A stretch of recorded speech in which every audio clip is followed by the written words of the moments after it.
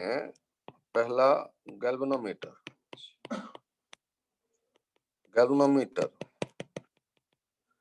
It is used to check presence of current in any arm of the circuit। ठीक है, इसका जो symbol होता है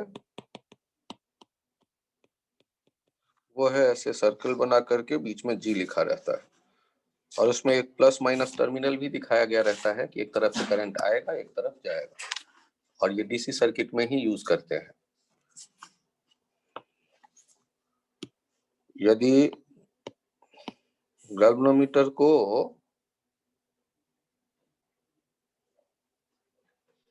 सर्किट में कहीं पर हम अटैच करें तो उसका काम सिर्फ इतना होता है ये बताना कि सर्किट में कहीं करंट है उस जगह या नहीं। यदि यहाँ पर ऐसे बैटरी दिया गया होगा तो इस गैल्वेनोमीटर का ये काम है कि ये बताए कि वहां करंट मौजूद है या नहीं मौजूद है। यदि करंट होगा तो गैल्वेनोमीटर का निडल डिफ्लेक्ट करेगा, और यदि करंट नहीं है तो डिफ्लेक्ट नहीं करेगा। और यहाँ एक पॉइंट और ध्यान रखिएगा, गैल्वेनोमीटर से रिलेटेड दो क्वांटिटीज हमें पता होने चाहिए। एक जी जो रेजिस्टेंस कहलाएगा इस डब्बे का, और एक आई जी जो बताता है कि इतना करंट होने पर इसके भीतर जो निडल बने हैं वो डब्बे में मैक्सिमम डिफ्लेक्शन शो कर रहा है। डिफ्लेक्शन की एक लिमिट होगी, उनमें मार्किंग किया गया होगा, तो मैक्सिमम डिफ्लेक्शन शो कर रहा है कितने करंट पे, वो आई जी। तो जब भी कोई गैल्वेनोमीटर का डब्बा आपको दिया जाता है तो उसके दो डाटा ढूंढो, एक तो उस डब्बे का रेजिस्टेंस क्या है, और दूसरा उसके फुल स्केल डिफ्लेक्शन करंट का वैल्यू क्या है। जी क्या हो गया, ध्यान दीजिएगा, जी को कह देते हैं रेजिस्टेंस, और आई जी को कह देते हैं full deflection current. Full deflection current, ये दो डाटा आपको गैल्वेनोमीटर वाले डब्बे के साथ दिया गया रहता है। जी किसका रेजिस्टेंस, तो गैल्वेनोमीटर के डब्बे में जितना कॉइल यूज किया गया होगा वायर, वो उनका रेजिस्टेंस। अब इसका एक ही काम है ये बताना करंट सर्किट में है या नहीं, है या नहीं। कितना के बारे में अभी मैंने बात नहीं की, ज्यादा है या कम या कितना है, इसके लिए आगे देखते हैं कि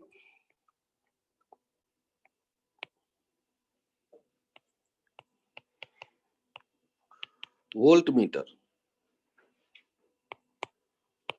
this device is used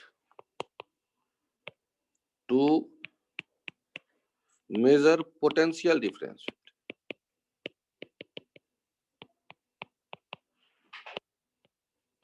between any 2 point of electrical DC circuit।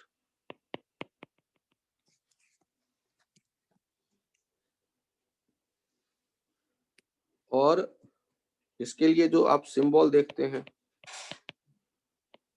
वो एक ऐसे भी लिखा हुआ मिल जाएगा डब्बा। यहां पर इन आइडियल केस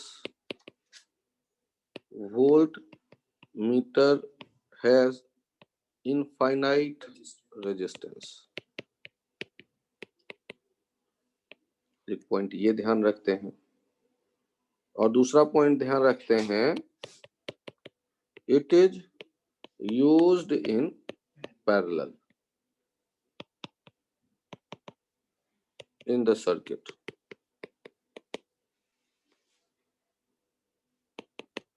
जिस दो पॉइंट के क्रॉस पोटेंशियल डिफरेंस मेजर करना है उन दो पॉइंट के क्रॉस इसे पैरेलल में अटैच कर देते हैं।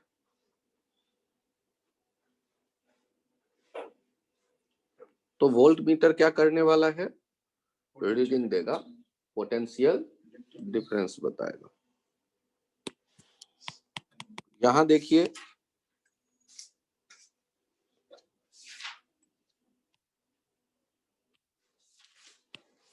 वोल्ट मीटर एक लगा हुआ है, 6 ओम, 3 ओम और 18 वोल्ट, और हम चाहते हैं कि इसका रीडिंग क्या होगा ये पता करें। तो सॉल्व करते वक्त हम वोल्ट मीटर भूल जाते हैं और यहाँ देखते हैं 18 वोल्ट में ये करंट जो है ये कितना है, I equals to V by R, 18 by 6 plus 3 that is 2 ampere, और ये 6 ओम के क्रॉस जो है पोटेंशियल ड्रॉप कितना आएगा, IR दैट इज 12। तो यहाँ यदि वोल्ट मीटर होगा और यदि ये वोल्ट मीटर आइडियल होगा तो इसका जो रीडिंग देख रहे होंगे ये हो जाएगा 12 वोल्ट।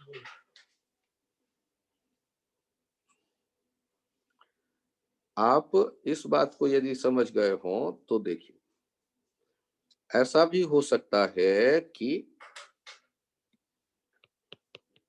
नॉन आइडियल केस कि जो वोल्ट मीटर आप यूज कर रहे हो उसका रेजिस्टेंस है 60 ओम, ऐसा क्वेश्चन में कहा गया। Thank you Krishna. और आगे देखते हैं कि ये है 30 ओम, ये है 80 ओम और ये है 20 वोल्ट, और हम अब जानना चाहते हैं कि ये जो यहाँ पर है एक वोल्ट मीटर उसका रीडिंग क्या होगा। इस एग्जाम्पल में कैसे काम करेंगे इसे देखिए। तो आप इनको वैसे ही सर्किट मान लीजिए जैसे रेजिस्टेंस वाले दो सर्किट हो। दो रेजिस्टेंस वाले सर्किट को आप देखिए, और ये कितना है 60, 30 और 80 ओम। तो यहाँ पर आपने देखा I equals to 20 by 100, 0.2 ampere. तो अब जो हमारे पास यहाँ दिख रहा है ये 0.2 देखते वक्त हम लोगों ने क्या बनाया था, तो ये ऐसे कन्वर्ट किया था ना, ये हो गया था 16 to 30 बाई ये 20 ओम और ये 80 ओम, और ये जो करंट निकल के जाता दिख रहा है ये दिख रहा है 0.2 एम्पियर। तो यहाँ से यहाँ पोटेंशियल ड्रॉप क्या होगा, यहाँ से यहाँ पोटेंशियल ड्रॉप हो जाएगा 20 इंटू 0.2, 4 वोल्ट। ये जो इसके क्रॉस आप रीडिंग देख रहे होगे ये भी कितना हो जाएगा, वो हो जाएगा 4 वोल्ट, क्योंकि वो 60 और 30 दोनों पैरेलल में है ना। तो 60 और 30 के क्रॉस किसी के भी क्रॉस आपको यदि पता चल जाए वोल्टेज तो दोनों के क्रॉस तो सेम ही है। तो 60 और 30 का पैरेलल में इफेक्टिव वैल्यू कितना आया, 20। 20 के क्रॉस जितना भी पोटेंशियल ड्रॉप होगा वही वो 60 के भी क्रॉस होगा, वही 30 के भी क्रॉस होगा। कितना रहा है 4 वोल्ट। सर मुझे तो आपकी वो राइटिंग नहीं समझ में आई, कोई बात नहीं, बात समझ में आ जाए तो काम चल जाएगा। कि आपको यदि वोल्ट मीटर दिया गया हो उसके रेजिस्टेंस, तो आप वोल्ट मीटर भूल के सर्किट को एनालाइज कर लो और वोल्ट मीटर वाले आर्म या वहां जो पैरेलल दिख रहे हैं उनका इफेक्टिव जो होगा उसके क्रॉस जितना पोटेंशियल ड्रॉप होगा वही वोल्ट मीटर का रीडिंग होगा। वोल्ट मीटर के आर्म में पैरेलल में कुछ तो और है ही, तो उनका जो इफेक्टिव वैल्यू दिख रहा है उसके क्रॉस जो पोटेंशियल ड्रॉप होगा। तो नॉन आइडियल के केस में ऐसे काम करेंगे। अब यहाँ ध्यान से देखो, नॉन आइडियल यदि वोल्ट मीटर आप यूज करते हो तो क्या लफड़ा हुआ, इसने सर्किट के रेजिस्टेंस को बदल दिया, और इसने सर्किट के रेजिस्टेंस को बदल दिया तो ऑब्वियस है कि करंट बदल गई।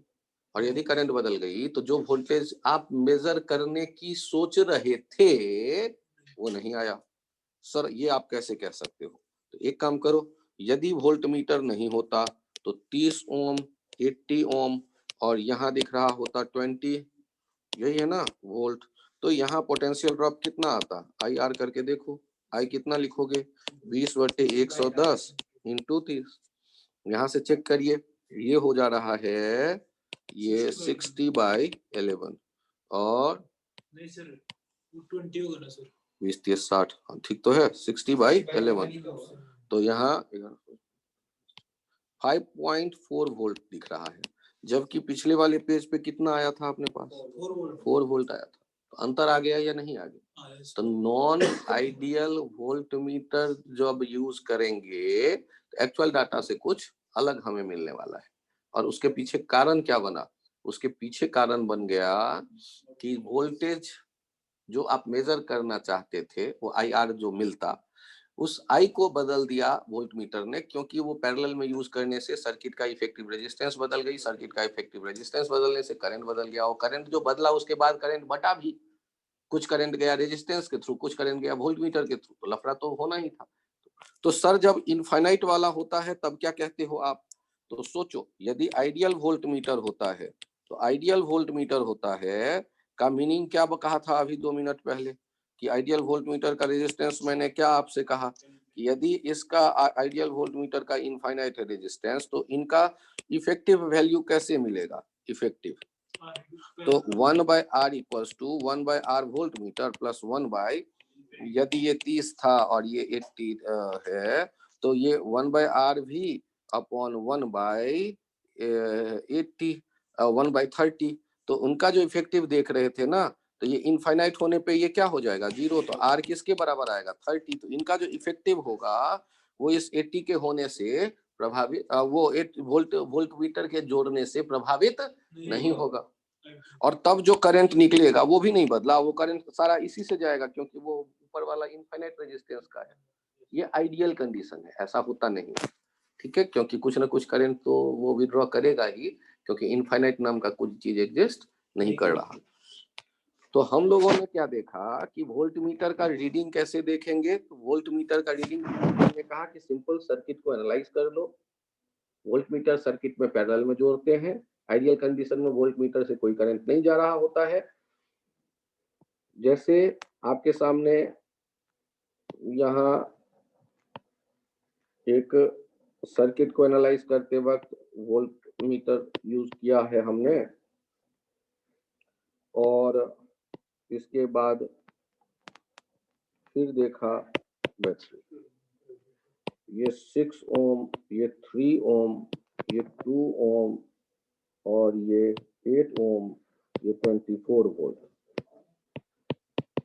तो अब यदि हमसे कोई कहे कि इसका रीडिंग क्या होगा, तो रीडिंग क्या होगा के लिए क्या करना पड़ेगा अपने को?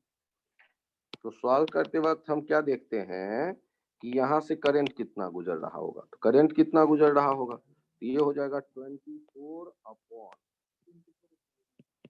Plus 6 into 3/6 plus 3 plus 8। आई का वैल्यू कितना हो गया? 24/2 प्लस 2 प्लस 8, 24/12। अब 2 एम्पियर आने से यहाँ वोल्टेज कितना दिखने लगा? V1 2 into 2 4 volt. यहाँ पर जो भी है उसका नाम हमने V2 रखा, और यहाँ जो भी होगा उसका नाम मैंने V3 रखा। ये 2 into 8 16 volt. V1 plus V2 plus V3 कितना हो जाता? तो V2 कितना हो गया? 24 minus 4 plus 8, 4 plus 16, 24 minus that is 4 volt. और ना भी समझ में आए तो दूसरा रास्ता देखिए, 6 और 3 कितना हो गया है? 2 ओम। तो यहाँ का जो वोल्टेज आप V2 लिख रहे होंगे वो 2 इंटू 2 वो भी हो जाएगा 4 वोल्ट।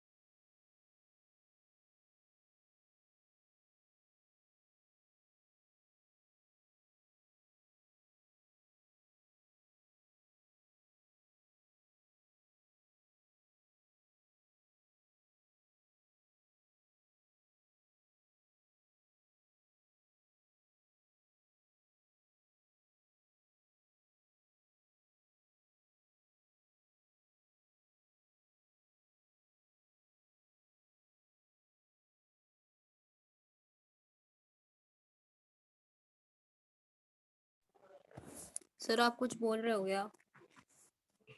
Important point. हाँ, यहाँ सुनिए, conversion of galvanometer into voltmeter.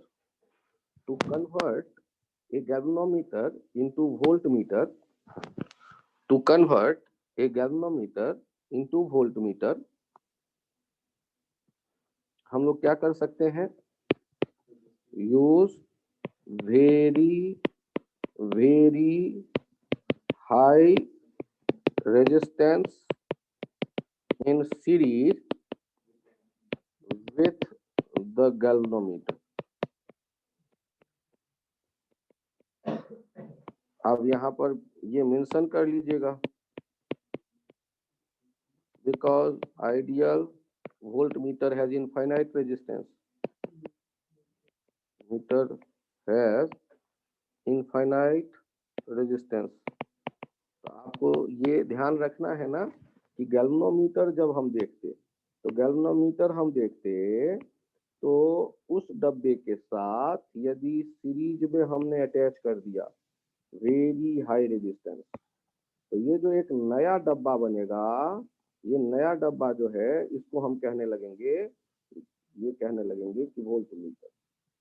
और यदि ये वोल्टमीटर हो गया तो यहाँ से यहाँ तक की जो रीडिंग होगी पोटेंशियल डिफरेंस, वही इसका रीडिंग कहलाएगा। तो ये जो वोल्टमीटर बना है, ये बन गया है वोल्टमीटर। वोल्टमीटर में जो रीडिंग होगा और ये मैक्सिमम, तो मैक्सिमम इसके क्रॉस पोटेंशियल डिफरेंस कितना हो जाएगा?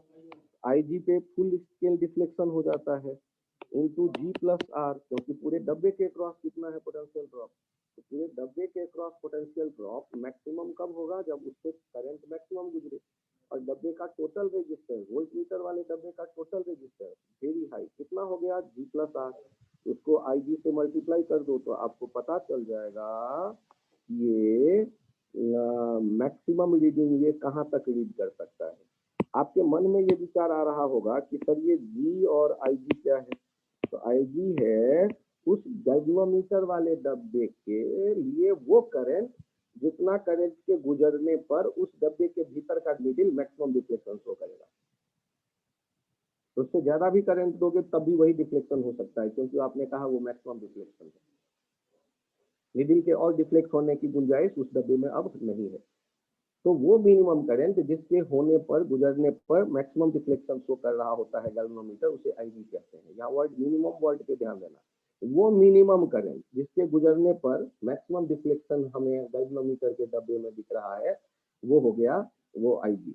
आप कहोगे सर मिनिमम वर्ड क्यों यूज कर रहे हो? क्योंकि उस मिनिमम से ज्यादा कोई भी करंट दोगे तब भी वो फुल स्केल डिफ्लेक्शन ही शो करेगा, उससे ज्यादा वो और कुछ हो ही नहीं सकता। तो आप IG को कह रहे हो, और कैपिटल G क्या है? उस गैल्वेनोमीटर वाले डब्बे जिसको कैपिटल G से आपने शो किया है, उस डब्बे के भीतर जो वायर होगा टोटल, उसके जो टोटल रेजिस्टेंस आएगा उसको कहते हो कैपिटल G। अब मुझे बताइए, यदि आपसे कहा जाए कि इस पॉइंट से इस पॉइंट के बीच में कितना पोटेंशियल डिफरेंस है, सर ऑन इस M और N के बीच कितना पोटेंशियल डिफरेंस है, इससे यदि करंट IG जा रहा होगा उस समय मैक्सिमम डिफ्लेक्शन है, और उस समय पोटेंशियल डिफरेंस क्या लिखेंगे डब्बे के टर्मिनल के cross? IG into capital G plus R, क्योंकि कैपिटल G और R सीरीज में। सर सीरीज में ही क्यों रेजिस्टेंस जोड़ते हैं? भाई सोचो ना, टोटल रेजिस्टेंस आपको डब्बे का, वोल्टमीटर वाले डब्बे का कम चाहिए या ज्यादा? ज्यादा चाहिए, तो यदि पैरेलल में ज्यादा जोड़ोगे भी तो कोई फर्क नहीं पड़ना, उससे बढ़ेगा नहीं। तो हम क्या करते हैं, सीरीज में ही जोड़ते हैं। और जब आपसे मैक्सिमम रीडिंग पूछा जाता है तो आप बता देते हैं। तो जैसे आपके सामने कोई ये रख दे, एक गैल्वेनोमीटर का इंफॉर्मेशन दे रहा है, ये है 110 ओम एंड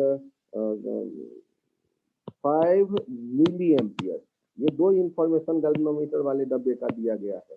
और रेजिस्टेंस आप जोड़ रहे हैं, आपसे कहा जा रहा है कि यहाँ कितना रेजिस्टेंस हम अटैच करें, कितना रेजिस्टेंस हम अटैच करें कि इससे जो हमारा एक बनता है वोल्टमीटर, ये वोल्टमीटर इसका जो मैक्सिमम रीडिंग हो वो मैक्सिमम रीडिंग हो 10 वोल्ट। 10 वोल्ट मैक्सिमम रीडिंग हो, maximum reading. 10 volt maximum reading. हाँ हेलो, हाँ मैं क्लास में छी, गोड़ लगे छी। 1890। हाँ हाँ कहू ने माँ, वो कहने आलोक से गप भेल रहे, कहने रहे कोनो डेट दऽ देथिन बौआ का जे ठीक लगे।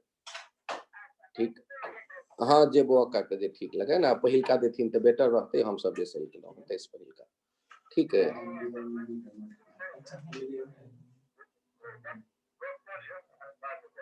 अच्छा गोड़ लगे छी बात।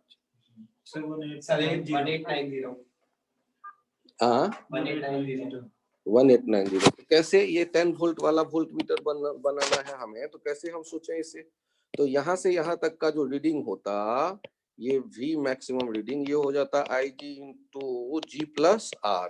तो हमने 10 वोल्ट को लिख दिया IG 5 into 10 to the power -3 G 110 और R, तो यहाँ से कितना आने वाला है 5 दूनी 10 2000 2000 ही आएगा ना। 2000 माइनस 110 ये हो गया R, और ये वैल्यू आ गया 1890 ओम। इस तरह के क्वेश्चन पूछे जाते हैं हमसे, इस तरह के क्वेश्चन पूछे जाते हैं। फिर से देखो, आपके सामने है एक गैल्वेनोमीटर, इसके दो इंफॉर्मेशन दे दिए गए, ये 200 ओम का है और ये 10 मिली एम्पियर जो है इसका मैक्सिमम डिफ्लेक्शन वाला दिया गया वैल्यू। और आपसे पूछा गया कि आर कितना हम यूज करें कि इससे एक ऐसा डब्बा बने, ऐसा वोल्ट मीटर बने जिसका मैक्सिमम रीडिंग मेजर करने की जो वैल्यू हो वो हो 40 वोल्ट। और आपको बताना है इस आर का वैल्यू, इस आर का वैल्यू क्या होगा। तो यहाँ से यहाँ जो रीडिंग लिखते, वो रीडिंग क्या लिख देते आप, V मैक्स के लिए रीडिंग लिख देते IG into G plus R। तो ये 40 इक्वल्स टू हो जाता 10 मिली, 10 इंटू 10 टू द पावर -3 और G plus R 200 plus R कितना हो गया 4000 माइनस 200, तो R हो जाएगा 4000 माइनस 200 3800 ओम। तो ये इस तरह के फ्री के नंबर होते हैं, आप कलेक्ट करना चाहें तो कलेक्ट कर सकते हैं। अब यदि ये पॉइंट आपके क्लियर हो जाए तो नेक्स्ट पार्ट आता है इसमें एक डिवाइस, जिस डिवाइस को कहते हैं ammeter. Ammeter is used in series to measure current in the arm of DC circuit. Circuit बार बार मैं बोल रहा हूँ क्योंकि मैंने इलेक्ट्रिक करंट के बाद ये डिवाइसेस आपको पढ़ा रहा हूँ अभी। तो डीसी सर्किट के जो डिवाइस बनेंगे और एसी सर्किट के जो डिवाइस बनते हैं वो दोनों अलग अलग तरह के डिवाइस बनते हैं। ये डीसी सर्किट के लिए इस डिवाइस को हमने आर्मीटर कहा है। Ammeter is used in series to measure current in the arm of the DC circuit.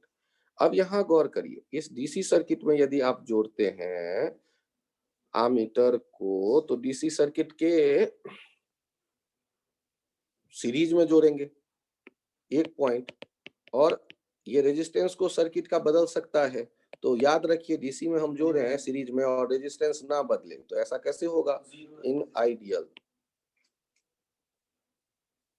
Case आर्मीटर है जीरो रेजिस्टेंस।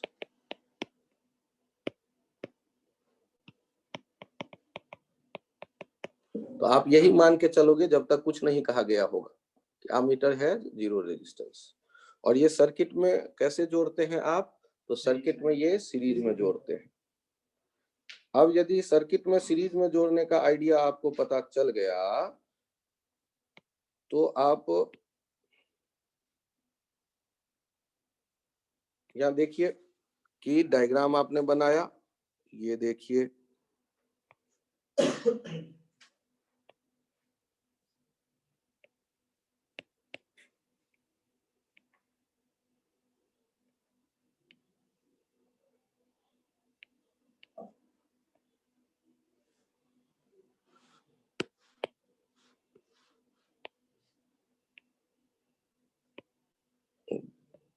आप लोग तो बड़े अच्छे बच्चे हैं, आराम से कैलकुलेट करें।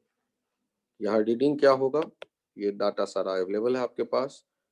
एक रेजिस्टेंस यहाँ भी डाल ही देता हूँ, क्यों कौन लगे आपको। 6, 3, 2, 1, 9, 20 वोल्ट, 9 ओम। और इसका रीडिंग आपको बनाना है, आराम से टाइम पास करिए।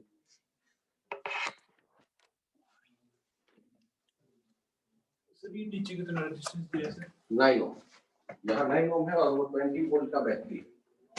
एक के पास वाला रेजिस्टेंस है, कोई रेजिस्टेंस है नहीं ना? अच्छा, ए के पास वाला हाँ 6 ऊपर है, उसके नीचे 3 है, उसके नीचे 2।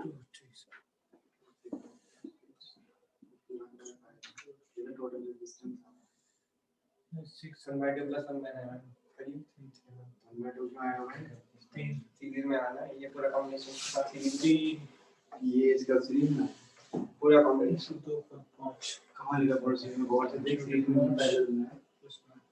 हम लोग ये हुआ ये 1 बाय 3 प्लस 1 बाय 2 तो 5 बाय 6 6 बाय 5 हो गया करीब प्लस 5 बाय 51 बाय 5 ठीक है। अब उसको भाई 51 बाय 5 आई आ रहा है ना, नहीं आ रहा है ये इफेक्टिव आ रहा है ठीक है। इधर रखा 20 आई आ गया v by r 20 by 51 by 5 100 by 51 अरे approximately 2 यार 1.9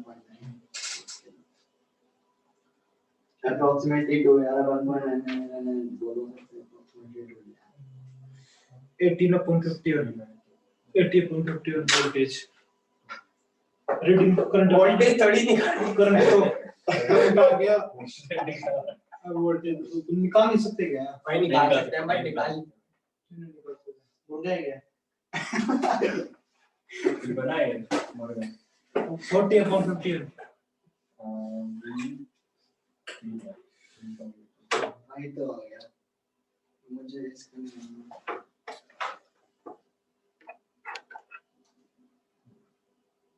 इसके अक्रॉस हमें करना है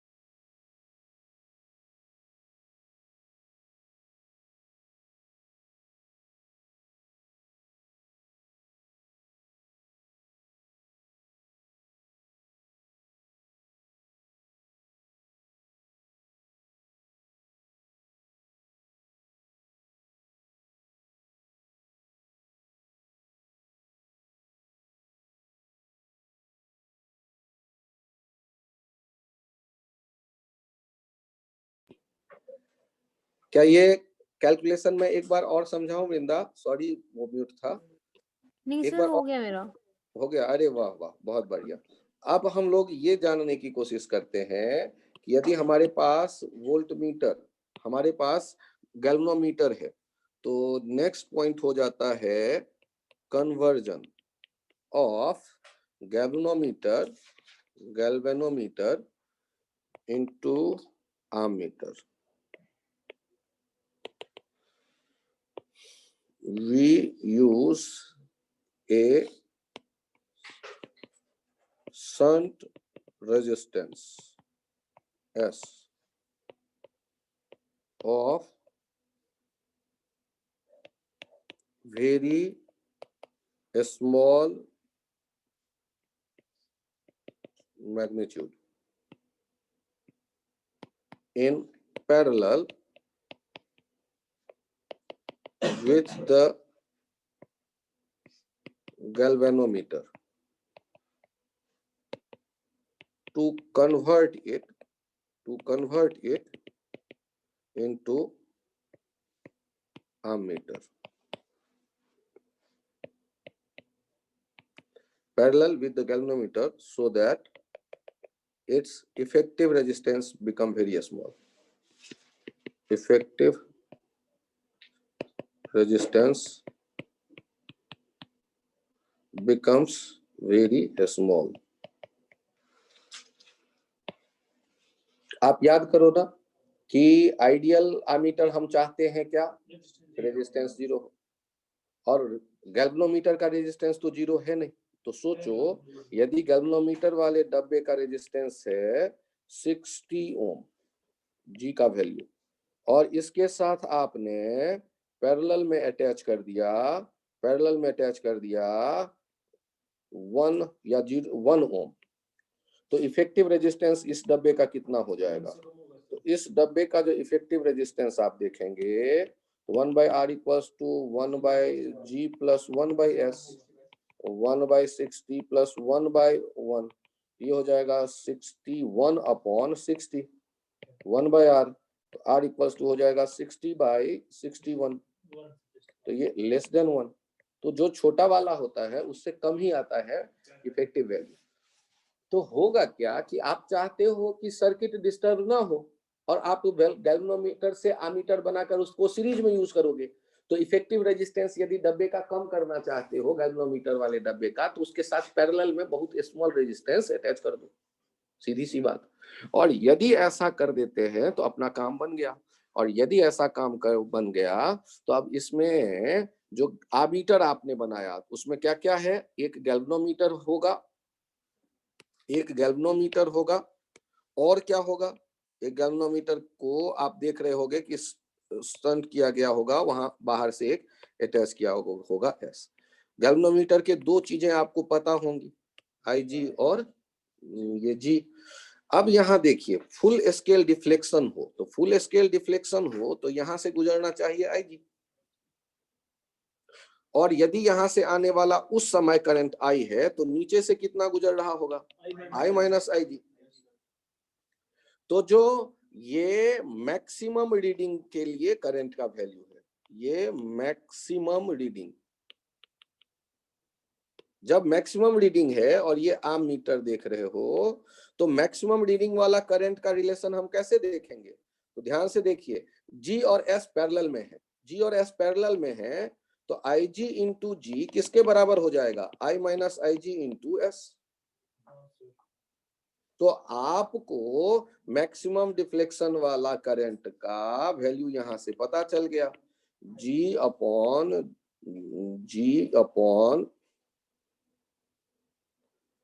G प्लस S।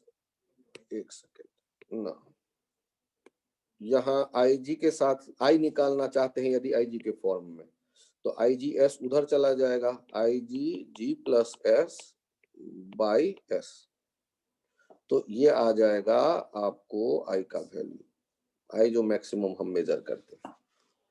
ये मैक्सिमम करंट का वैल्यू यदि हमें चाहिए तो ये निकाल सकते हैं। और यदि S का वैल्यू चाहिए, हमें चाहिए, तो S के वैल्यू के लिए क्या हो जाएगा? आई जी इंटू जी अपॉन एस का वैल्यू चाहिए तो आई माइनस आई जी, ये हो जाएगा। एस का वैल्यू चाहिए तो ये फॉर्मूला यूज कर लेंगे। सर फॉर्मूला एग्जाम में तो नहीं याद आएगा। हाँ नहीं याद आता है, ये मुझे भी पता है। तो आपको यदि ये प्रोसेस पता है तो पैरेलल वाला रिलेशन है, उसको जैसे मर्जी वैसे यूज कर। सर 1 मिनट पिछला वाला पेज करना बस। ये पिछला वाला पेज, बस 1 minute. Conversion of galvanometer into ammeter. ठीक है, इसमें क्या किया गया है, we use a shunt resistance S of very small magnitude in parallel with the galvanometer so that its effective resistance becomes very small to convert it into ammeter। तो galvanometer को ammeter में बदलने का एक सीधा सा तरीका है कि गैल्वेनोमीटर वाले डब्बे को पैरेलल में एक शंट रेजिस्टेंस दे दो। और अब ध्यान देना, ये जो डब्बा होगा ना पैरेलल वाला, यदि बहुत छोटा रखते हैं रेजिस्टेंस तो इफेक्टिव रेजिस्टेंस बहुत छोटा तो पक्का है, जिससे कि सीरीज में आप ले जाके इस डब्बे को लगाएंगे किसी सर्किट में तो सर्किट का रेजिस्टेंस बदलेगा नहीं, तो आप जिस करंट को मेजर करना चाहते हैं आर्म में वही आपको मिलेगा। अब बारी आता है कि कोई गैल्वेनोमीटर कितना करंट मैक्सिमम रीड कर सकता है, तो उसके लिए आपको पता था आईजी, जो जिसपे फुल स्केल डिफ्लेक्शन आपको दे रहा था, लेकिन वो करंट का वैल्यू बताने के लिए तो आपने आमीटर बनाया है। तो आमीटर में करंट भीतर जाएगा तो वो तो 2 टुकड़ों में बढ़ गया, कुछ गैल्वेनोमीटर से गया कुछ शंट से गया। तो हम कितना करंट भेजें डब्बे में, आमीटर के डब्बे में, कि जो गैल्वेनोमीटर है वो फुल स्केल डिफ्लेक्शन दे। तो उसके लिए हमने क्या सोचा कि गैल्वेनोमीटर से गुजरेगा उस समय आई जी, जबकि डब्बे में करंट आपने भेजा था आई, तो इसका मतलब है आई माइनस आई जी गया होगा शंट से। और चूंकि शंट पैरेलल में है, क्योंकि पैरेलल में है क्योंकि आपको इफेक्टिव रेजिस्टेंस मिनिमम करना था डब्बे का, तो जब पैरेलल में है तो पोटेंशियल डिफरेंस बराबर कर दो। तो जी से कौन गुजर रहा है, आई जी, फुल स्केल डिफ्लेक्शन के लिए। तो फुल स्केल डिफ्लेक्शन वाला आई जी इंटू जी किसके बराबर हो जाएगा, जो डब्बे में गया I, I minus I G into S. S shunt resistance के लिए कह रहे हैं। इस रिलेशन को अपने फेवर में आप यूज कर लो।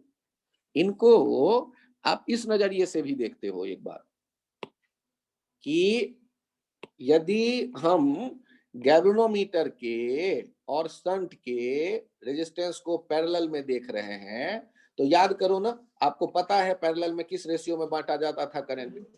तो यदि यहाँ आई आ रहा होगा, ये एस है और ये जी है, तो यहाँ से गुजरने वाला करंट कैसे लिखते, S upon S plus G into आई, और ये किसके बराबर कर देते, आई जी के। आप ऐसे भी काम कर सकते हो कि मैक्सिमम वैल्यू जो आप देखेंगे, मैक्सिमम रीडिंग वाला जो करंट होगा वो फुल स्केल डिफ्लेक्शन दे रहा होगा। फुल स्केल डिफ्लेक्शन चाहिए आपको, जब वहां करंट आईजी चाहिए, तो आईजी कैसे लिखेंगे, S upon S plus G into आई, आईजी के बराबर कर दो। आप ये लॉजिक भी देख लो, या तो ऐसे जाके आप इक्वेशन बना लो। मैंने पिछले पेज पे बनाया था इक्वेशन, पैरेलल में दिखाया था आपको जी और एस को, और अभी इक्वेशन बना रहा हूं कि पैरेलल में करंट किस रेशियो में बांटते हैं आप, इनवर्स, और करंट बांट करके आई जी से इक्वेट कर दो, क्योंकि फुल स्केल रिफ्लेक्शन करंट उसी समय मिलेगा जब ये S upon S plus G into I जी के बराबर होगा। सर दोनों तो एक ही इक्वेशन लिखने का तरीका है। अरे तो मैं कौन सा कह रहा हूं अलग तरीका, आप अपने को तैयार करो कि आपसे कोई पूछे कि इस गैल्वेनोमीटर का जब आपने कन्वर्जन किया आमीटर में, ये आमीटर वाला डब्बा मैक्सिमम कितना करंट मेजर कर सकता है। जैसे एग्जांपल देखिए, आपके सामने में जी पहले भी था, अभी फिर से आ गया। मान लो 100 ओम और 5 मिली एम्पियर, अभी कुछ देर पहले भी मिला था, वही गैल्वेनोमीटर उठाकर मैं ले आया। और अब आपसे मैं कहता हूं कि इसके साथ शंट में हमने अप्लाई किया है 0.001 ओम, और अब बताइए कि ये मैक्सिमम कितना करंट मेजर कर सकता है, ये डब्बा ये मैक्सिमम कितना करंट मेजर कर सकता है, ये बताइए, मैक्सिमम कितना करंट मेजर कर सकता है ये बताना। तो हम सॉल्व करते वक्त क्या लिखने वाले हैं, याद करिए, इस रेशियो वाला कहानी एक बनाते थे आप कि यहाँ फुल स्केल डिफ्लेक्शन में आईजी लिखते थे, आईजी क्या लिख देते थे, S upon S plus G into साथ में होता था आई। और या फिर I इक्वल्स टू लिखेंगे S plus G by S into I G. यहाँ देखिए I मैक्सिमम, S का वैल्यू G के साथ हम ऐड करें ना करें कोई फर्क नहीं पड़ता। डिनोमिनेटर में 0.001 आप लिख देंगे तो चलेगा। और IG कितना था वो भी लिख दिया 5 इंटू 10 टू द पावर -3। तो -3 नीचे भी है 10 टू द पावर -3। तो ये I का वैल्यू हो जा रहा है 500 एम्पियर। हे राम खतरनाक। ऐसा यदि बनाते हैं तो थ्योरेटिकली ये करेक्ट है, 500 एम्पियर का करंट मेजर कर सकता है। लेकिन आप ध्यान रखिएगा कि घरों में जो करंट आप देखते हैं वो 2 एम्पियर, 4 एम्पियर, 6 एम्पियर टाइप होता है, या आधा एम्पियर, 0.1 एम्पियर, 0.001 एम्पियर टाइप होता है। तो इतना भारी भरकम आमीटर का काम वैसे पड़ता नहीं है। लेकिन थ्योरी ये है, सोचने का रास्ता ये है, सर आप यदि इसको थोड़ा सा चेंज करें, लो यहाँ पर यदि मैंने कहा कि ये 1 ओम का रेजिस्टेंस शंट में लगाया तो अब ये कितना मैक्सिमम मेजर कर सकता है, इसके बारे में बात करो तो अब यदि इस तरह का सिचुएशन आपके सामने है तो उसके लिए क्या काम करना होगा आपको। फिर से वही आप क्या करने वाले हैं, आपको पता है कि अब ये कितना मैक्सिमम मेजर करेगा, तो फिर से आपने देखा IG इंटू जी ये किसके बराबर हो गया था, I minus IG into S के। या तो ये सोचो, या दूसरा क्या सोचा था हमने, IG इक्वल्स टू सोचा था S upon S plus G into आई। यहीं से हमने I सोच लिया, I क्या सोच लिया, S plus G by S into I. तो ये हो जाएगा 100 प्लस 1, ऊपर कितना हो गया 100 प्लस 1 और अपॉन 1 और इंटू 5 मिली एम्पियर। तो यहाँ से कितना हो गया 100 के ही करीब करीब कह सकते हो, और 100 ही कह दो इसे लगभग, into 5 into 10 to the power -3। ये कितना हो जाएगा 500 0.5 एम्पियर। 0.5 एम्पियर ये मेजर कर पाएगा। मैक्सिमम कहां तक मेजर कर पाएगा, 0.5 तक मेजर कर पाएगा। क्वेश्चन को पूछते वक्त आप पहले इवेंट को समझें, आखिर क्या कहानी है। डायग्राम बनाओ पहले कि आमीटर बनेगा तो उसमें गैल्वेनोमीटर होगा, शंट रेजिस्टेंस होंगे। आपसे इसी को दूसरे अंदाज में पूछ देता है, गैल्वेनोमीटर दे देता है 200 ओम और ये 10 मिली एम्पियर, और आपसे कह देता है कि इस गैल्वेनोमीटर को कितना हम शंट रेजिस्टेंस अप्लाई करें, कितना हम शंट रेजिस्टेंस अप्लाई करें कि इससे जो आमीटर बने ये मैक्सिमम करंट कितना मेजर करे, ये मैक्सिमम करंट 4 एम्पियर मेजर करे। मैक्सिमम करंट कितना मेजर कर पाए, 4 एम्पियर मेजर कर पाए। तो आप शंट कितने ओम से करेंगे ये हमसे पूछा गया। करंट का वैल्यू दे दिया,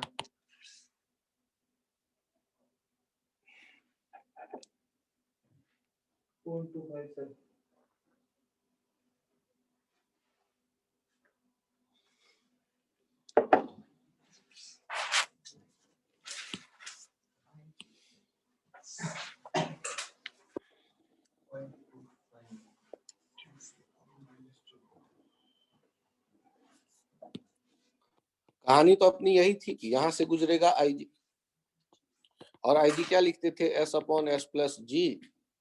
200 है ना, हाँ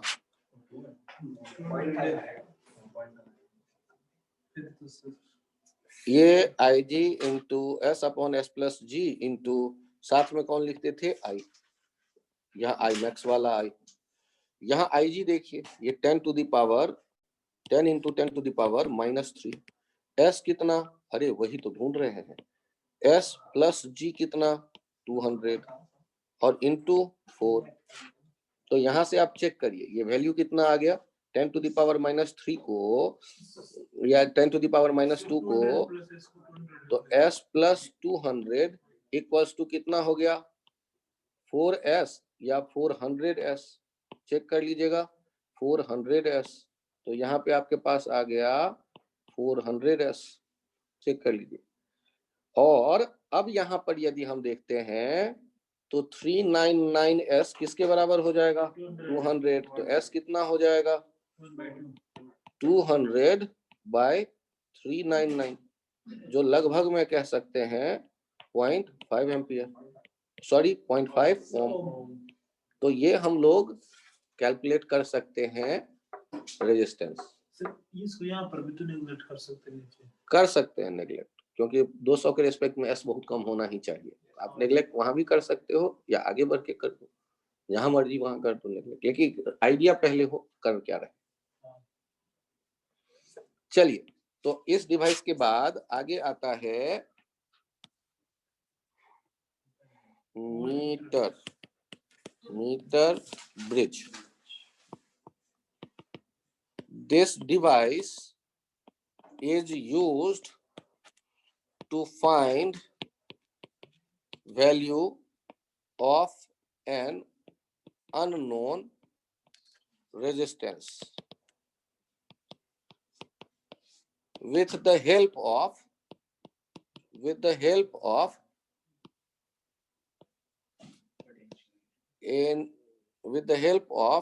a known resistance. With the help of a known resistance. ये यदि आपको ठीक है तो समझ में आया कि metre bridge, this device is used to find value of an unknown resistance with the help of a known resistance. इसके बाद एक लाइन और ध्यान रखते हैं, this device works on principle of balanced Wheatstone bridge. Balanced Wheatstone bridge। आपको ये बता दिया गया कि ये बैलेंस्ड व्हीटस्टोन ब्रिज के कंसेप्ट पे काम करता है। अब इसका जो नाम रखा गया है, इस नाम में छुपा हुआ है मीटर ब्रिज, और उसमें से उठा के लाओ ये मीटर। अब जो होता है ये डिवाइस, इसमें एक 1 मीटर का यूनिफॉर्म वायर होता है, 1 मीटर लेंथ का, और उस वायर में हम क्या करते हैं कि करंट फ्लो करता देखते हैं, और वायर से ऐसे किनारे से कुछ कनेक्टिंग वायर्स भी निकले हुए हैं, और इन कनेक्टिंग वायर्स के बीच एक नॉन रेजिस्टेंस आर लगाया, और इस वायर के बीच एक अननोन रेजिस्टेंस लगाया, एक्स अननोन, और आपने इसके बाद एक गैल्वेनोमीटर लिया, और इस गैल्वेनोमीटर को इन दोनों के बीच में कहीं कनेक्ट किया, और गैल्वेनोमीटर के जॉकी को स्लाइड करते हैं इस वायर के बीच में। ये लेंथ यहां से यहां तक का है 1 मीटर, ध्यान दीजिएगा, पूरे वायर ए से बी ऐसे कह देते हैं। और आप यहां यदि गैल्वेनोमीटर को शिफ्ट करते हैं लेफ्ट एंड राइट, तो लेफ्ट एंड राइट जब शिफ्ट करेंगे तो लेफ्ट साइड और राइट साइड में दो अलग अलग लेंथ दिखेगा आपको, L1 और L2 या L-L1। और ध्यान दीजिए कि यदि कभी कह दे कि इस सिचुएशन में नो डिफ्लेक्शन है, बैलेंस व्हीटस्टोन बना देंगे सर, तो ये तो बैलेंस हो गया। तो बैलेंस में आप क्या जानते हैं? P by Q equals to R by S, ऐसा कुछ जानते हैं। ऊपर वाला देखिए ध्यान से, यदि नीचे वाला देखते हैं तो lambda L1 by R equals to lambda L2 by X। Sir यहाँ P कहां पर है? मान लो P Q या P Q R S, ये रेजिस्टेंस थोड़ी ना आता है। अच्छा मुझे बताओ रेजिस्टेंस का कोई फॉर्मूला याद है? Rho L by resistance proportional to L पता है? लेमडा प्रोपोर्शनलिटी कांस्टेंट यदि हो तो R equals to lambda L हो जाएगा। एल है resistance per unit length, resistance per unit length of wire AB wire जो है जो 1 मीटर का है उनकी मैं बात कर रहा हूं। तो यहां से आपको क्या पता चल गया? ध्यान से देखिए, ये जो आपने देखा ये और ये कैंसिल आउट हो गया, तो ध्यान से देखिए r बाई एक्स या x बाई आर किसके बराबर दिख रहा है? ये r बाई एक्स दिख रहा है L1 बाई L2। आपको r और x ये उसी रेशियो में होगा जिस रेशियो में ये बैलेंसिंग लेंथ के दो पार्ट है। r और x का रेशियो वही होगा जो बैलेंसिंग लेंथ के दो पार्ट है।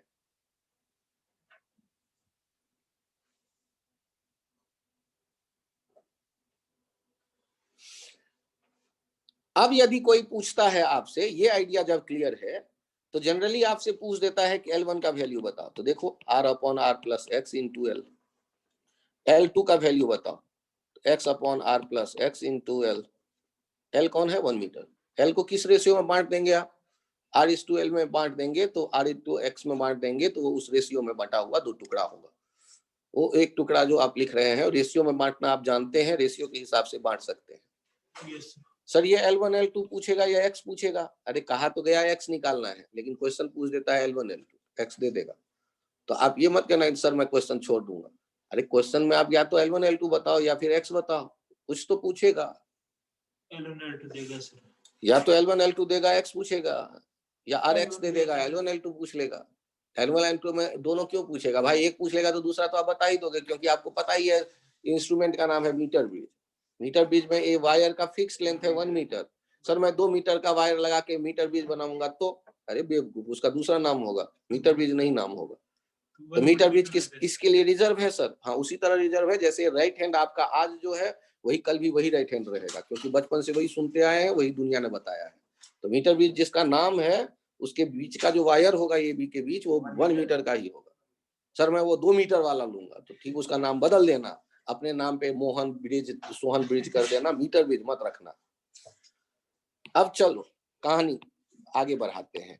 ये ए और बी वायर दे दिया गया और आपसे पूछ लिया गया कि भाई ये बता दो बैलेंसिंग लेंथ इस केस में क्या होगा। बैलेंसिंग लेंथ पूछ रहा है, ये 1 मीटर तो यहाँ से यहाँ तक दे ही दिया। ये L1 पूछ रहा है, ये है 20 ओम और ये है 30 ओम। आपको बैलेंसिंग लेंथ L1 बताने को कहा गया एग्जाम्पल में। तो आप क्या L1 बता सकते हो? L1 बता सकते हो 20 बाई 20 प्लस 30 इंटू 100, तो ये हो जाएगा 40 सेंटीमीटर। और L2 कितना हो जाएगा? L minus L1 100 minus 40 that is 60 centimetre. ये तो कोनो बहुत कठिन काम नहीं है, तो रेशियो में बांटने वाला कहानी पका रहे हैं, कोई बड़ा काम तो कर नहीं रहे।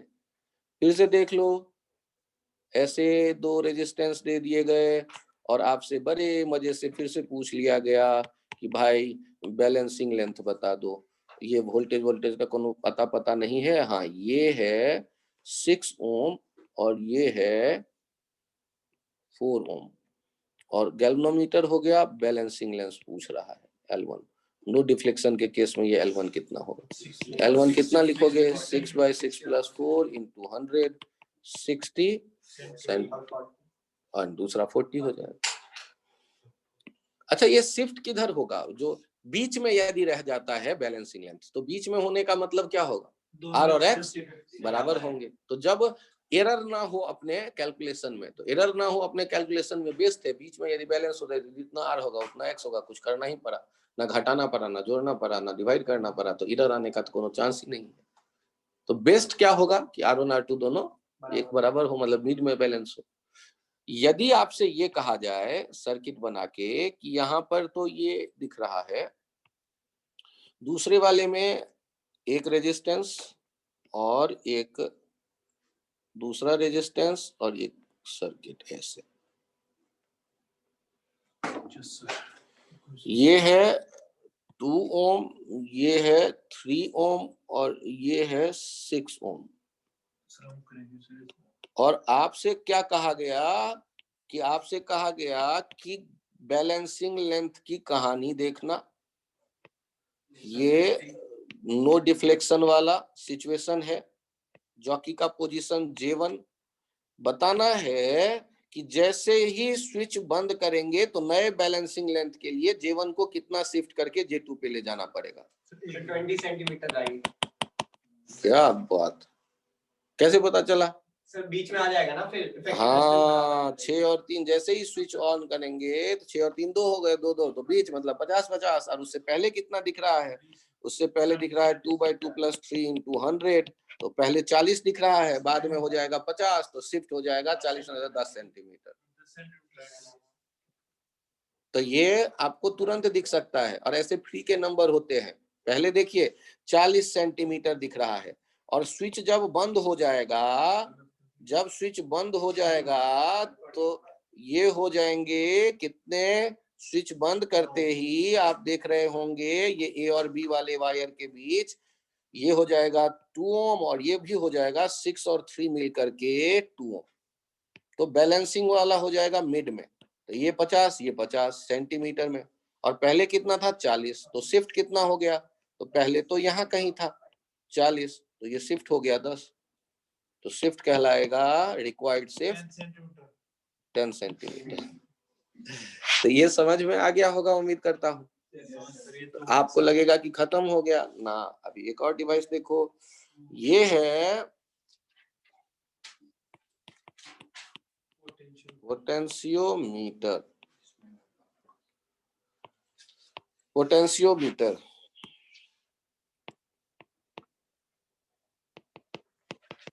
this is used to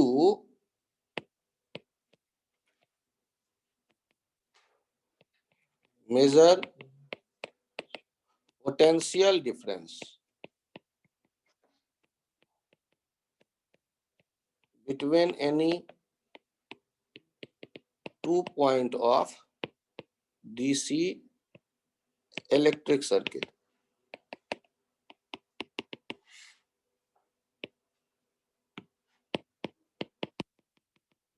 It is, bracket में लिख देना,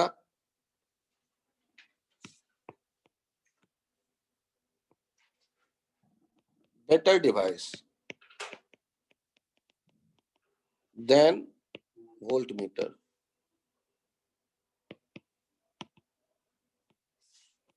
to measure potential difference.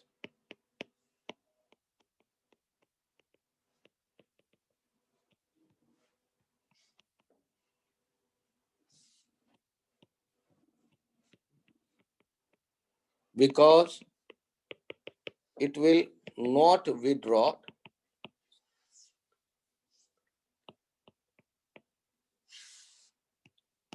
any current from the circuit. ये वोल्टमीटर थोड़ा ना थोड़ा करंट विड्रॉ करता है, तभी डिफ्लेक्शन शो करता है। लेकिन ये थोड़ा सा भी करंट विड्रॉ नहीं करता सर्किट से पोटेंशियल डिफरेंस मेजर करने के टाइम पर, इसलिए इसको बेटर डिवाइस मानते हैं पोटेंशियल डिफरेंस मेजर करने के लिए। और इसको भी सर्किट में पैरेलल में यूज करते होंगे, उस हिसाब से देखें तो जिन 2 पॉइंट के अक्रॉस मुझे पोटेंशियल डिफरेंस दिखना है उसके लिए।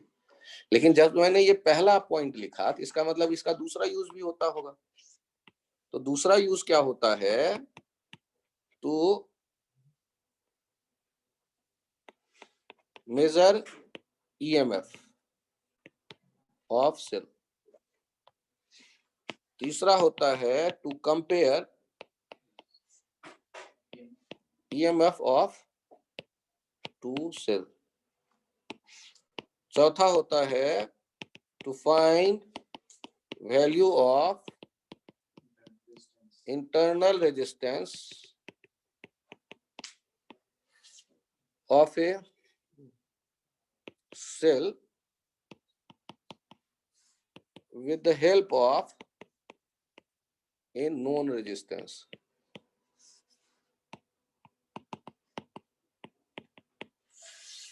ये कुछ बातें आपको बताई गई।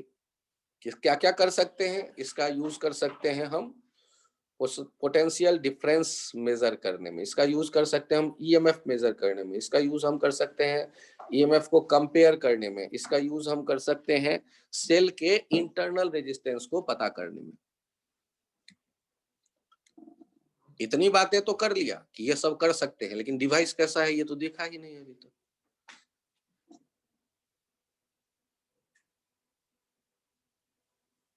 सबसे पहले हमारे पास जो आए पोटेंशियोमीटर, इसमें हमने ये देखा कि ये पोटेंशियल डिफरेंस मेजर करेगा, ईएमएफ मेजर करेगा, ईएमएफ कंपेयर करेगा और इंटरनल रेजिस्टेंस भी मेजर करेगा।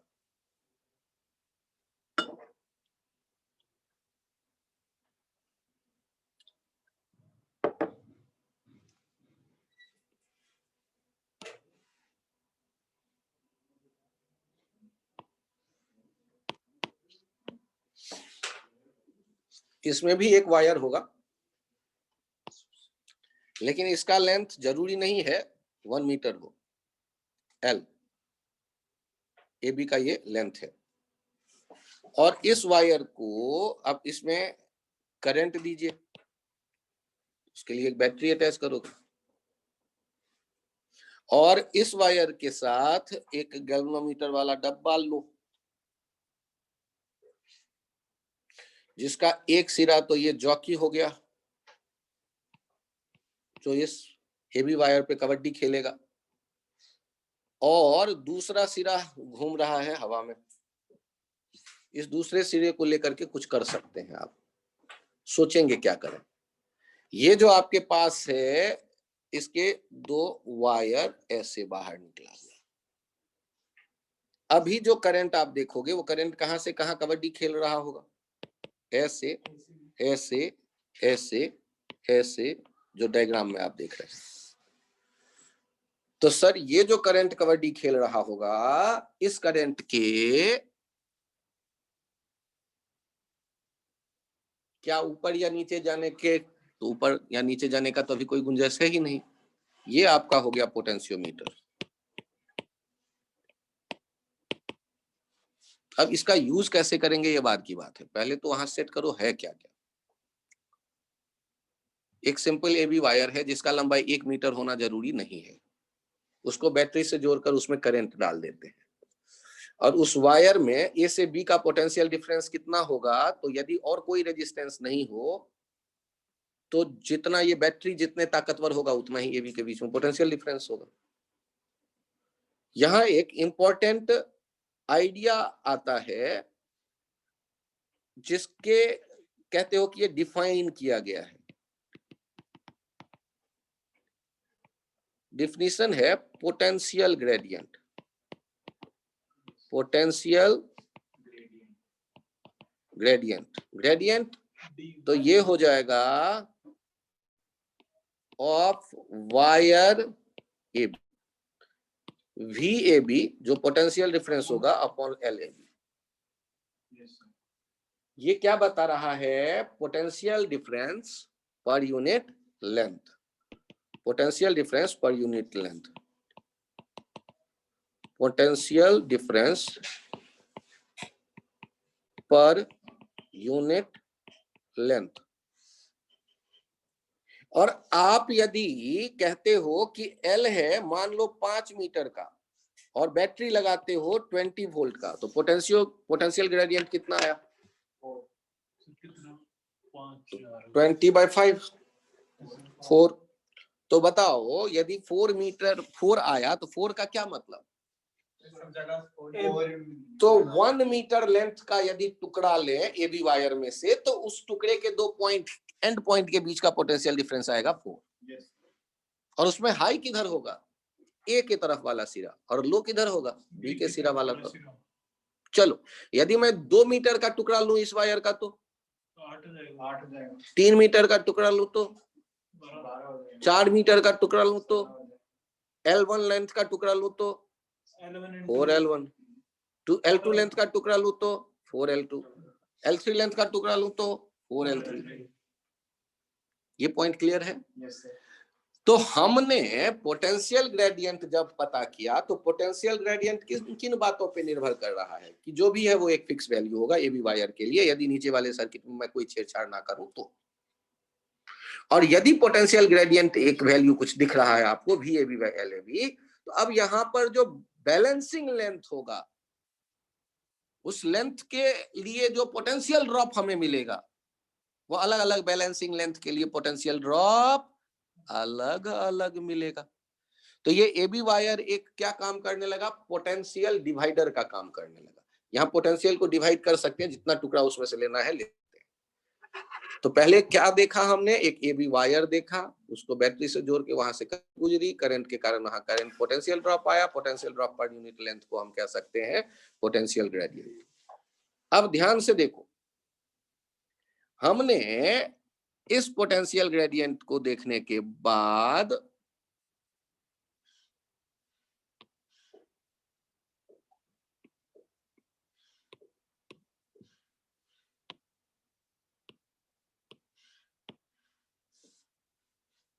एक सर्किट एनालाइज करते हैं।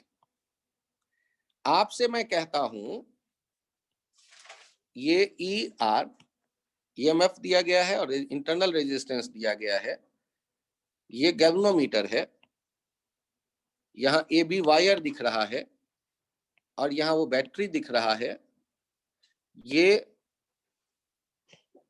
10 वोल्ट और लेंथ है 5 मीटर और बैलेंसिंग लेंथ दिख रहा है 20 सेंटीमीटर, नो डिफ्लेक्शन। तो आपको बताना है कि ईएमएफ कितना होगा। अब इस क्वेश्चन नो डिफ्लेक्शन का क्या मतलब हुआ कि जो करंट यहां से निकला इधर से कोई नहीं आया, तो इधर से यदि कोई नहीं आया तो इधर से कोई ऊपर भी नहीं गया होगा, क्योंकि जितना करंट निकला है उस करंट का मुड़ करके वापस यहां पहुंचना जरूरी है। यदि करंट ऊपर जाता तो ही तो करंट वापस आता, यदि ऊपर गया ही नहीं, यदि ऊपर से नीचे नहीं आया, क्योंकि नो डिफ्लेक्शन है गैल्वेनोमीटर वाले आर्म में, तो इसका मतलब नीचे से ऊपर ए से नहीं गया होगा। विश्वास करो इस बात पे। अब यदि ऐसा है तो अब बात करो, यहां पर एक कर देते हैं ए डैश पॉइंट और यहां कर देते हैं जे डैश पॉइंट। ए और ए डैश जे डैश के बीच में जो सेल है, क्या उससे कोई करंट गुजर रहा है? तो जब करंट नहीं गुजर रहा होता तब जो पोटेंशियल डिफरेंस होता है टर्मिनल के क्रॉस, उसे क्या कहते हैं? ईएमएफ। ईएमएफ मैक्सिमम मत बोलो, यदि चार्जिंग होने लगेगा तो ई प्लस आई आर मिलेगा वहां पर पोटेंशियल डिफरेंस। तो यदि किसी सेल के क्रॉस पूछे कि ईएमएफ उस से ज्यादा पोटेंशियल ड्रॉप हो सकता है या नहीं, कहोगे हाँ चार्जिंग के टाइम पे। कम हो सकता है कि नहीं? हाँ डिस्चार्जिंग के टाइम। और बराबर होगा पोटेंशियल ड्रॉप ईएमएफ के जब ओपन सर्किट हो या नो करंट हो। तो यहाँ करंट कितना? No current. तो यहाँ पोटेंशियल ड्रॉप किसके बराबर? तो अकल लगाओ और ये बताओ कि जो V A dash J dash हमें दिखेगा, क्या वही ईएमएफ रिक्वायर्ड नहीं हो जाएगा? और ईएमएफ ए डैश जी डैश क्या वही नहीं होगा जो वी ए जे है? क्यों? क्योंकि ए डैश जैसा पोटेंशियल होगा तभी नहीं करंट गया, या जे डैश जे के जैसा होगा तभी करंट नहीं गया। तो जब आप कह देते हो कि जे और जे डैश एक जैसा, तभी वहां करंट नहीं फ्लो करेगा, ए और ए डैश एक जैसा तभी वहां करंट नहीं फ्लो करेगा। तो ए डैश जे डैश के बीच में वही पोटेंशियल ड्रॉप होगा जो ए और जे के बीच में है। दिखा? और ए जे वाला कैसे लिखते? तो ये जो ए और जे वाला हम लिख रहे हैं, इसको देखना ध्यान से। ए और जे वाला लिख रहे हैं V A B by L A B. एक सेकेंड, पहले तो ए जे लिखो, वी ए जे, और उस वी ए जे के बारे में अब देखते हैं। तो वी ए जे कैसे लिखेंगे? V A B by L A B into balancing length L A J. तो यहां से देखिए V A B by L A B, ये हो गया 10 बाई 500 इंटू 20। सर आपने ऐसे कैसे? अरे यार मुझे पता था ना, यूनिट भी सेम चाहिए। ये सेंटीमीटर सेंटीमीटर गया, ये जीरो इस जीरो से गया, ये जीरो इस जीरो से गया, 2 बाई 5 0.4 वोल्ट का ये ईएमएफ वाला सेल है। सर ये तो नहीं, बहुत आसान हो गया, इतना आसान मैं नहीं बनाऊंगा, एक और आसान पहले ट्राई कर लो, ये सेट होगा तो बाकी चीज तो तुम कर ही लेने वाले हो। यहाँ देखो, आपको ये कहा गया 6 वोल्ट 5 ओम वाला एक सेल आपने अटैच किया था, ये ए था और ये बी था। यहाँ बैलेंसिंग लेंथ बता लो, ये 8 मीटर का वायर है और ये 20 वोल्ट का बैटरी है। यहाँ नो डिफ्लेक्शन दिख रहा है नो। और यहाँ पर हम देख रहे हैं L1, तो बैलेंसिंग लेंथ L1 बताना है। तो हम लोग बैलेंसिंग लेंथ कैसे देखेंगे? नो डिफ्लेक्शन का मतलब E जो हो गया वो VAJ के बराबर हो जाएगा। और VAJ कैसे लिखते थे? VAJ लिखते थे VAB by LAB और साथ में into LAJ, potential gradient, potential पर यूनिट लेंथ इनटू लेंथ। ये हो गया EMF। EMF कितना? तो EMF देख रहे हैं 6 वोल्ट, VAB देख रहे हैं 20 by LAB 8 इनटू L1, तो L1 कितना हो जाएगा? 8 इंटू 6 by 20, 2.4 मीटर। बैलेंसिंग लेंथ हो गया 2.4 मीटर।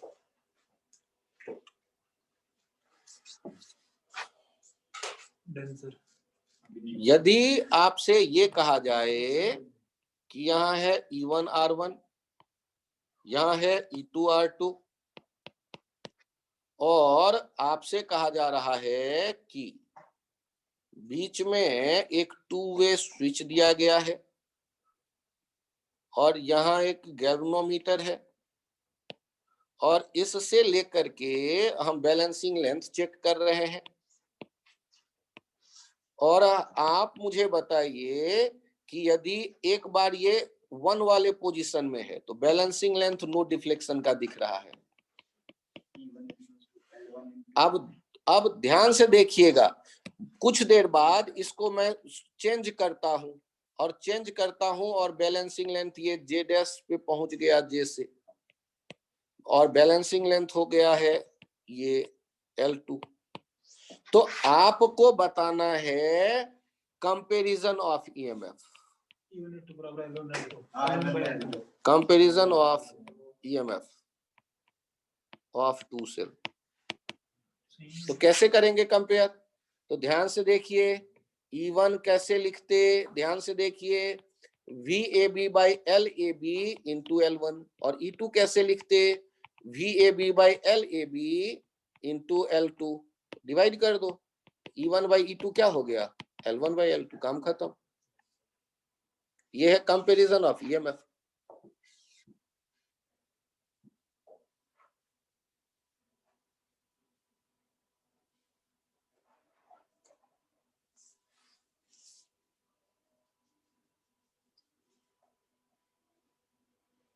ये ध्यान दीजिएगा ना, बैलेंसिंग लेंथ वो डायरेक्टली प्रोपोर्शनल है दूसरी तरफ जो पोटेंशियल ड्रॉप दिख रहा है।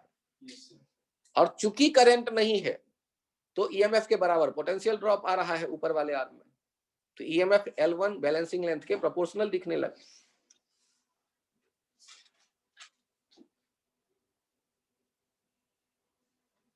चेंज करूं पेज? Yes sir. यदि आपसे कहा जाता है R का वैल्यू निकालने के लिए तो एक R यूज करते हो नोन। यहां एक स्विच है और 2-वे स्विच ये नहीं है, यहाँ एक सेल है और ये है E1 R E into ER, इसका वैल्यू कहा आपसे, ये वायर हो गया, ये गैल्वेनोमीटर, बैलेंसिंग लेंथ देख रहे हैं हम, ये भी, ये A, यहाँ बैटरी। और अब आप देखो ये है open balancing length L open. और आप गौर करिए कि यदि स्विच को मैंने क्लोज्ड किया, कि स्विच को यदि मैंने अटैच किया तो बैलेंसिंग लेंथ इधर कहीं आ गया, तो ये आ जाएगा L क्लोज्ड, L क्लोज्ड। तो क्लोज्ड में शिफ्ट क्यों हो गया? तो ध्यान से देखिए, ध्यान से देखिए, पहले पहले पहले नीचे वाले साइड से जो पोटेंशियल ड्रॉप मिलता था वो EMF था, और बाद में वहां से करंट गुजर रहा है, वो डिस्चार्जिंग में आ गया, ईएमएफ से कम हो जाएगा पोटेंशियल डिफरेंस, तो बैलेंसिंग लेंथ क्या हो जाएगा? कम। तो याद करो, यहां डायरेक्ट क्या लिख सकते हो? E upon E minus I R equals to L open upon L closed. और सर्किट ऊपर वाले में जो करंट आप लिखेंगे वो क्या लिखेंगे? E upon R plus R, क्योंकि ऊपर से करंट ना नीचे आएगा या मतलब ऊपर वाले लूप का करंट ऊपर ही देखो, नीचे वाला पोटेंशियोमीटर में लाने की कोई आवश्यकता नहीं है, क्योंकि यहाँ नो डिफ्लेक्शन वाले सिचुएशन की बात कर रहे हो। तो जब स्विच बंद करोगे तब जो करंट घूमेगा वो करंट कैसे घूमता दिखेगा? वो ऊपर वाले लूप में केवल घूमता दिखेगा। सर नीचे क्यों नहीं आएगा? भाई नो डिफ्लेक्शन है यार, नीचे कहां से जाएगा? सर नीचे से ऊपर क्यों नहीं? अरे वो भी नहीं जाएगा, क्योंकि नीचे वाली बैटरी का उसमें खुद में करंट रहना है, ऊपर वाली बैटरी का ऊपर में चक्कर लगाते देखो। तो ऊपर वाला जो आपने लिखा डिस्चार्जिंग हो गया ना, तो डिस्चार्जिंग पे कितना देखते हो? E minus I are. Sir इसका मैं वही लिखूंगा, ऊपर वाला कैपिटल आर लेकर के ऐसे मल्टीप्लाई करके, वो भी चलेगा, क्योंकि वो आपस में पैरेलल में है दोनों आर।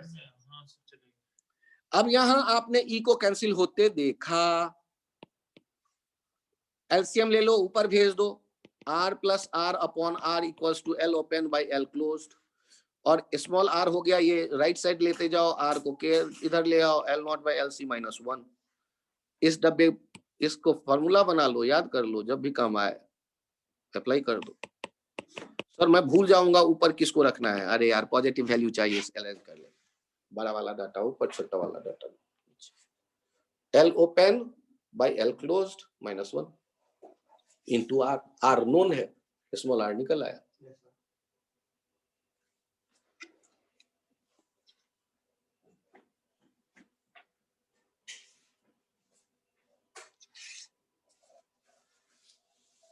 तो आपने कंपेयर करना सीख लिया, आपको ये अंदाजा लग गया कि इंटरनल रेजिस्टेंस पूछे तो कैसे कैलकुलेट करेंगे।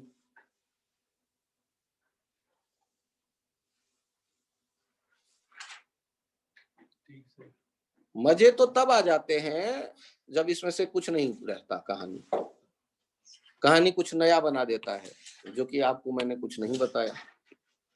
जैसे आपके सामने में डाल दे ये,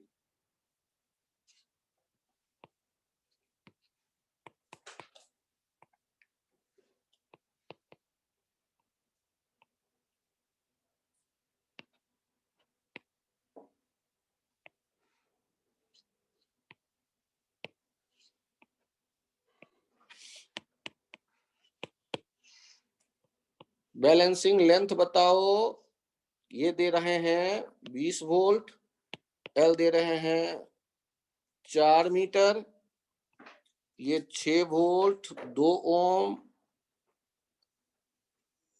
ये 4 वोल्ट 3 ओम। बैलेंसिंग लेंथ बताओ, नो डिफ्लेक्शन। और ये L1 बताना है कितना होगा, या L डैश बताना है कितना होगा।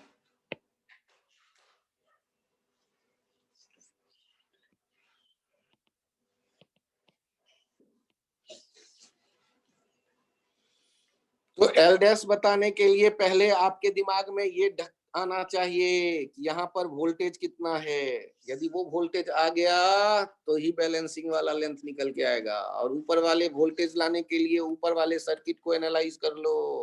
सर मुझे बैटरी का पैरेलल आता है, तो भूल जाओ, पैरेलल नहीं है, ये सीरीज में करंट एक ही गुजर रहा है। तो ऊपर वाला करंट बताओ जल्दी से। ऊपर वाला करंट हो जाएगा 4 और 6 एक दूसरे के दोस्त, 10/3 to 5, ये 2 एम्पियर का करंट हो गया। अब 2 एम्पियर का करंट हो गया तो V कितना लिखोगे, E प्लस आई आर या E minus I are? 10 minus I are मतलब 4, अरे 10 का है यार, 4 माइनस 3 इंटू 2 कितना हो गया? 4 माइनस 3 इंटू 2, हे राम, -2 वोल्ट। इसका मतलब ये लोअर हो गया और ये हायर हो गया, तो इसका मतलब नेवर बैलेंस। बैलेंस होने के लिए हायर किधर होना चाहिए, ए की तरफ, लोअर किधर होना चाहिए, बी की तरफ। बैलेंस तभी तो करोगे। तो यहां पर एक पॉइंट और ध्यान रखिएगा कि लेफ्ट साइड, मतलब आपके जो ए बी वाला पोटेंशियोमीटर का हायर पोटेंशियल जिधर है, ऊपर वाले सर्किट का वो पॉइंट हायर वाला उस तरफ है, तभी वो पोटेंशियल डिफरेंस कभी बराबर होगा। और एक पॉइंट, यदि ऊपर वाले सर्किट का पोटेंशियल डिफरेंस 25 वोल्ट आ जाए ऊपर वाले आर्म में, और नीचे आपने बैटरी ए बी का पोटेंशियल डिफरेंस केवल 5 वोल्ट दिया हुआ है, तब भी बैलेंस नहीं मिलेगा। तो बैलेंस होने के लिए सबका पॉजिटिव हायर एक तरफ होना चाहिए, एक पॉइंट, और ए बी वायर का पोटेंशियल ड्रॉप ऊपर वाले जिसको आप बैलेंस करने की सोच रहे हो उससे ज्यादा होना चाहिए। ये पॉइंट थोड़ा सा ध्यान रखिएगा। अब यदि मैं इसको थोड़ा चेंज कर दूं, यदि ऐसे कर देता, बैटरी कितना था 6 वोल्ट और 2 ओम ऐसे लिखा था ना कुछ, और यहां पर था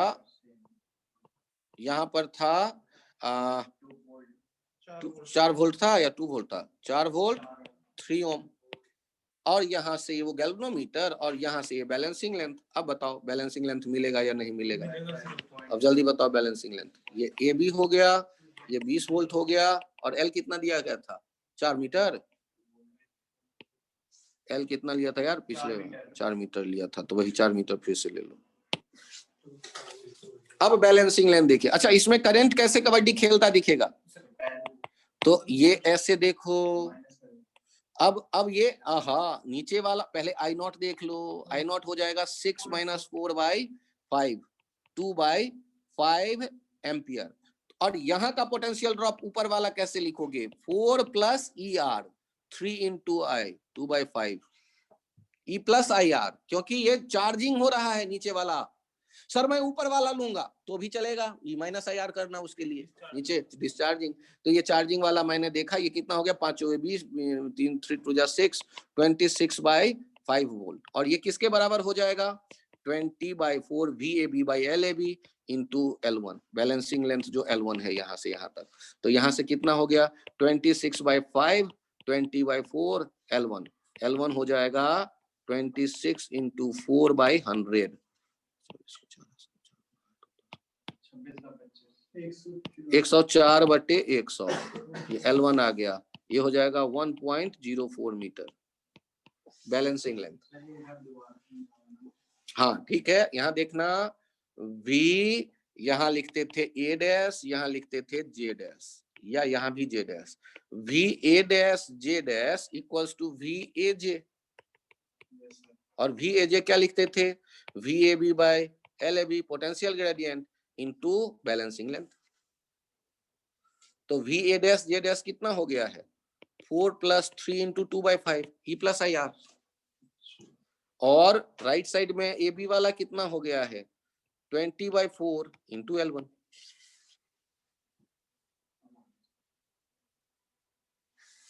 वृंदाई, क्या ये पॉइंट क्लियर है आपको? क्या ये पॉइंट समझ में आया?